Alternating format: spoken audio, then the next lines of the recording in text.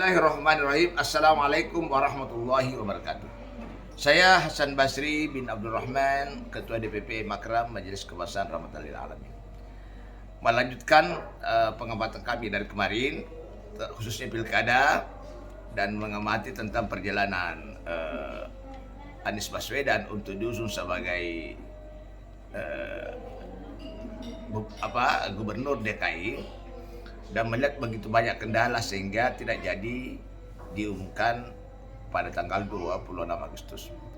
Kalau kita melihat daripada pandangan Islam, pandangan Al-Quran, segala sesuatu yang sulit pengurusannya berarti pasti ada hikmahnya. Ini satu tanda dari Allah Subhanahu wa Ta'ala bahwa Pak Anies jauh lebih bagus tidak bergabung daripada bergabung. Nah, jadi Allah menyelamatkan sosok Pak Anies yang suka menjunjung nilai moral, nilai intelektual yang bagus, sehingga menjadi simpatisan kepada masyarakat.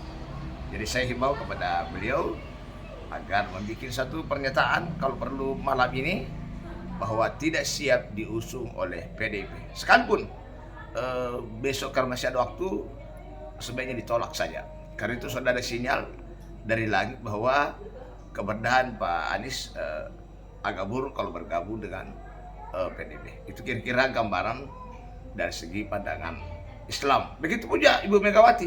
Mungkin juga ada buruknya kalau mengusung Pak Anies. Jadi semua mengambil hikmah. Pak Anies mengambil hikmah, PDIP juga bisa mengambil hikmah. Oleh sebab itu, ini satu pelajaran bahwa untuk memperbaiki bangsa dan negara, kan tidak mutlak kita harus menjadi penguasa.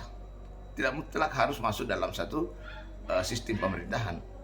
Begitu banyak anak bangsa cerdas, mendapatkan pengetahuan, mendapatkan ilmu adalah bukan dari bangku-bangku sekolah atau bukan dari kebijakan-kebijakan pemerintah. Apakah dia swasta, apakah LSM, dan begitu banyak tokoh di negara Republik Indonesia ini yang mempunyai kekuatan keilmuan yang tinggi, bisa memperbaiki masyarakat. Asbab dia orang bisa mengenal moral, mengenal mental, merubah satu tatanan masyarakat tanpa dia masuk pemerintah. Jadi sekali lagi, khusus Pak Anies, saya kira peluang untuk memperbaiki bangsa dan negara, saya kira tidak perlu masuk dalam sistem pemerintahan. Mungkin pasti ada buruknya kalau Pak Anies masuk di pemerintahan, khusus untuk Pak Anies. Nah ya, sekira yang terakhir, sabar, kita harus tetap sabar dan mensyukuri segala sesuatu yang terjadi yang tidak diinginkan, karena semua itu pasti izin Allah. Adanya Bu Mega tidak merekomendasi Pak Anies, pasti itu izin Allah. Dan semua izin Allah pasti ada manfaatnya. Yang penting tetap kita tidak boleh membangun namanya kecil hati, tetap membangun persaudaraan, persahabatan. Adapun masalah jodoh itu adalah di tangan Allah Subhanahu wa Ta'ala. Insyaallah dengan sikap Pak Anies yang lembut, yang senyum, tidak makan hati manakala tertolak, tidak juga merasa ada yang kurang manakala tidak jadi gubernur, maka ini satu sikap watak kesatria.